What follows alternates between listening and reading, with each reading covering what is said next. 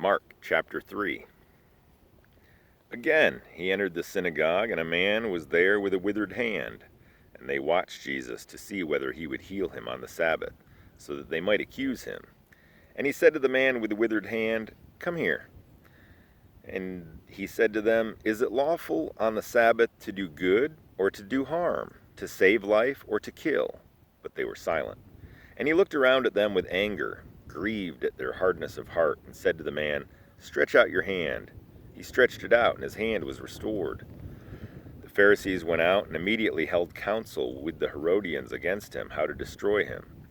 Jesus withdrew his disciples from the sea, and a great crowd followed from Galilee and Judea, and Jerusalem and Idumea, and from beyond the Jordan, and from around Tyre and Sidon. When the great crowd heard all that he was doing, they came to him. And he told his disciples to have a boat ready for him because of the crowd, lest they crush him.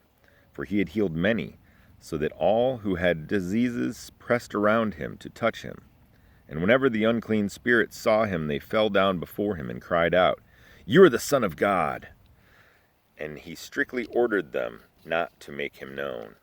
And he went up on the mountain and called to him those whom he desired, and they came to him.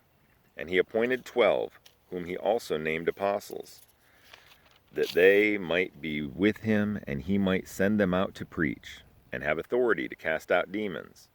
He appointed the 12, Simon, to whom he gave the name Peter, James the son of Zebedee, and John the brother of James, to whom he gave the name Boanerges, that is, sons of thunder, Andrew and Philip and Bartholomew and Matthew and Thomas and James the son of Alphaeus, and Thaddaeus and Simon the Zealot, and Judas Iscariot, who betrayed him.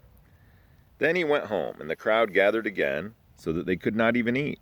And when his family heard it, they went out to seize him, for they were saying, "He is out of his mind." And the scribes who came from Jerusalem were saying, "He is possessed by Beelzebul. By the prince of demons he casts out the demons." And he called them to him, and said to them in parables, "How can Satan cast out Satan? If a kingdom is divided against itself, that kingdom cannot stand. And if a house is divided against itself, that house will not be able to stand. And if Satan has risen up against himself and is divided, he cannot stand, but is coming to an end. But no one can enter a strong man's house and plunder his goods unless he first binds the strong man. Then indeed he may plunder his house. Truly I say to you, all sins will be forgiven the children of man, and whatever blasphemies they utter. But whoever blasphemes against the Holy Spirit never has forgiveness, but is guilty of an eternal sin. For they were saying, "He has an unclean spirit." And his mother and his brothers came, and standing outside, they sent to him and called him. And a crowd was sitting around him, and they said to him, "Your mother and your brothers are outside, seeking you." And he answered them, "Who are my mother and my brothers?"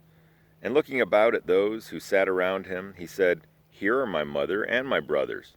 For whoever does the will of God, he is my brother and sister and mother."